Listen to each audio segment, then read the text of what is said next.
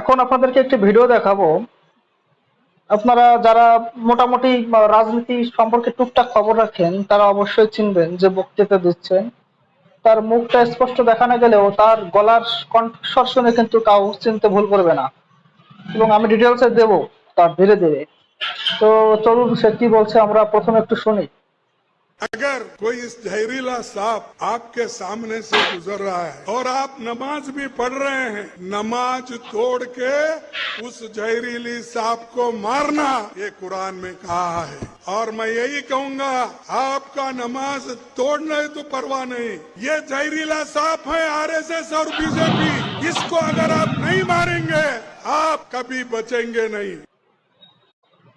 তো আপনারা শুনলেন তিনি কি বললেন। আমি এনার পরিচয়টা দিই, অনেকেই চিনতে পেরেছেন। এনার নাম মল্লিকার্জুন খড়গে, বর্তমান সর্বভারতীয় যে কংগ্রেসের সভাপতি কিংবা সেক্রেটারি হবে, কি সব থেকে বড় পদে আছে কংগ্রেসের। তো এনে বললেন যে বিজেপি আরএসএস বিষাক্ত সাপ, এবং কোরআনে লেখা আছে নামাজ পড়ার সময় যদি বিষাক্ত সাপ সামনে এসে পড়ে তাহলে নামাজ ভঙ্গ করে হলেও বিষাক্ত সাপকে মারতে হবে। তো কোরআনে এরকম কোনো নির্দেশ আমার সামনে এখনো অবধি পড়েনি। যদি কারো পড়ে তাহলে অবশ্যই কোরআনের আয়াত নম্বর সূরা নম্বরটা দিয়ে যাবেন, আমি ক্রস চেক করে নেব। কিন্তু আপনারা জানলে অবাক হবেন বা আশ্চর্য হবেন আপনারা এটা দেখে যে একটি সাপ কথা বলতে পারে।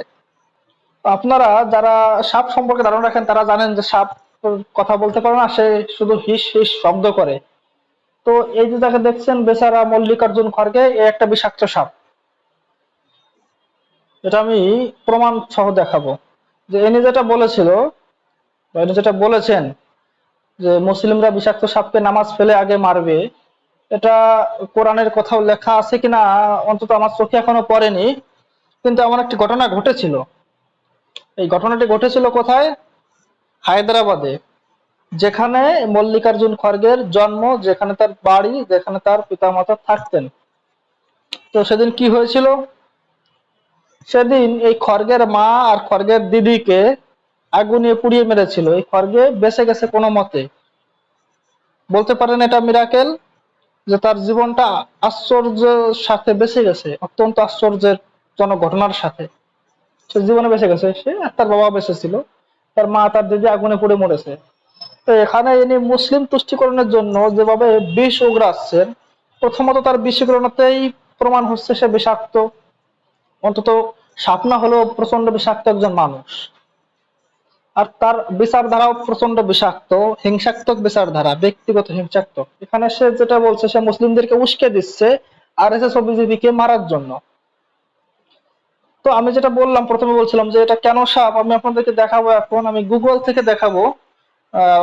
গুগল থেকে মতলব চ্যাট জিপিটি থেকে আপনাদেরকে দেখাবো যে আমি যেটা বলেছি এই খড়গে কেন বিষাক্ত সাপ, সেটা আপনাদেরকে প্রমাণ দেব। চলুন দেখি।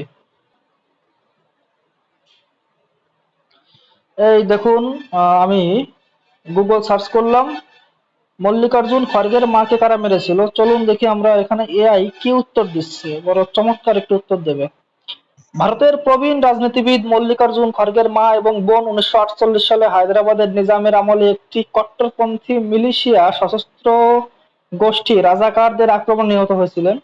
সে সময় তাদের বাড়ি পুড়িয়ে দেওয়া হয়। এই মর্মান্তিক ঘটনায় মল্লিকার্জুন খড়গের বয়স মাত্র 7। তো এই যে মিলিশিয়া, কট্টরপন্থী মিলিশিয়া হচ্ছে হায়দ্রাবাদ নিজামের যে ইসলামিক বাহিনী ছিল, যারা আপনারা যারা একটু ইতিহাস সম্পর্কে জানেন তারা জানেন যে হায়দ্রাবাদ এক সময় পাকিস্তানের অংশ হতে চেয়েছিল, এবং 47-এর পরেও এটা নিয়ে বেশ একটা টালমাটাল অবস্থা ছিল যে হায়দ্রাবাদ পাকিস্তানের অংশ হবে নাকি স্বাধীন স্টেট হবে।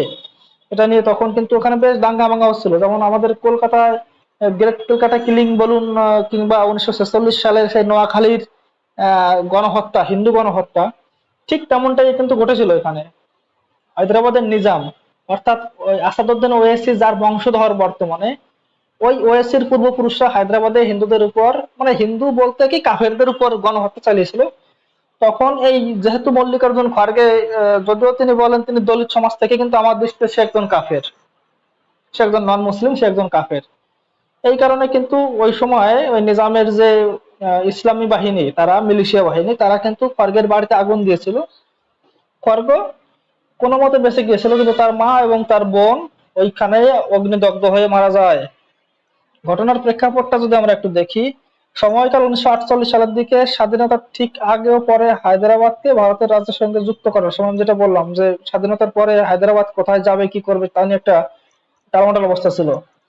তখন কিন্তু এই খড়গের মাকে আর খড়গের বোনকে মোল্লারা পুড়িয়ে মেরেছিল। তো খড়গে যেটা একটু আগে বললো যে বিষাক্ত সাপ দেখলে নামাজ ফেলে আগে মুসলিমদের উচিত বিষাক্ত সাপ মারা। তো মুসলিমরা বিষাক্ত সাপ ঠিকই মেরেছিল, কিন্তু সেই বিষাক্ত সাপ যে শুধু আরএসএস বিজেপি নয়, ওই খড়গেও যে সেই সাপের দলে পড়ে। সাপ বলতে আমি বোঝাচ্ছি এখানে সমস্ত কাফেরদেরকে, মানে মুসলিমরা তো কাফেরদেরকে হত্যা করবে এমনটাই কোরআনের আয়াত কিংবা নবীর নির্দেশ হাদিসে আমরা দেখেছি যে পৃথিবীর সর্বশেষ কাফের বা অমুসলিম থাকা পর্যন্ত মোহাম্মদকে জিহাদ চালিয়ে যেতে বলা হয়েছে। তো মোহাম্মদ তো অনেকেই মারা গেছেন বিষক্রিয়ায়, এখন মোহাম্মদের যে অনুসারীরা আছে তারা সারা পৃথিবীতে চালিয়ে বেড়াচ্ছে তাণ্ডব, সারা পৃথিবীকে ইসলামাইজেশন করার জন্য। এই যে মল্লিকার্জুন খড়গে, ও সেই বিষাক্ত সাপের একটু অংশ, তার চেহারাটা অনেকটা ওই ব্ল্যাক মাম্বা সাপের মতো দেখতে। তার শরীরের যে রং, যদিও মেলানিনের কারণে এমনটা কালো হয়, কিন্তু আমার মনে হয় যে সে আসলেই ব্ল্যাক মাম্বা প্রজাতির কোনো বিষাক্ত সাপ।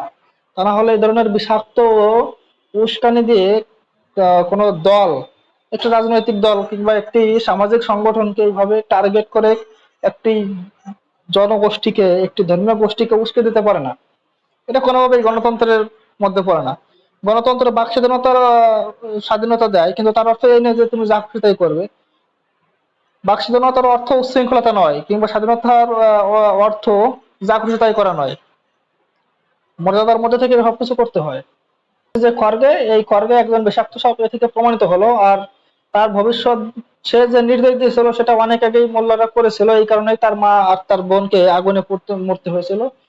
তো আমি আমার ভিডিওতে খড়গে দেখবেন, আমি যে সমস্ত কংগ্রেসী আছে, পাতি কংগ্রেসী, তাদেরকে বলবো যে আপনারা এই ভিডিও দেখুন আর এই বিষাক্ত সাপ, এই ব্ল্যাক মাম্বার থেকে সতর্ক হন। অন্তত যারা অমুসলিম আছেন তাদেরকে তো অবশ্যই বলবো যে যারা অমুসলিম আছেন তাদেরকে তো অবশ্যই বলবো যে এই ব্ল্যাক মাম্বার থেকে সাবধান। এই ব্ল্যাক মাম্বা কখন আপনাকে কামড়াবে টের পাবেন না।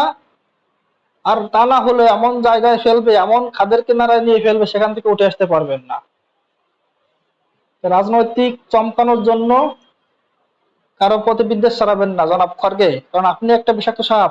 আপনি যাদেরকে এখন ভাই মনে করেন তারাই আপনার মা বোনকে মেরেছিল আগুনে পুড়িয়ে, আপনাকেও মারতে চেয়েছিল। আপনার যদিও কপাল গুণে আপনি বেঁচে গেছেন, আপনার ভাগ্যটা খুব ভালো, আপনার বাবা জীবিত ছিলেন। কিন্তু আপনি একটু নিজেকে সংবরত করুন, বয়স হয়েছে, বুদ্ধিমান হন। রাহুল গান্ধীর সাথে মিশে রাহুল গান্ধী হবেন না। ধন্যবাদ সবাইকে।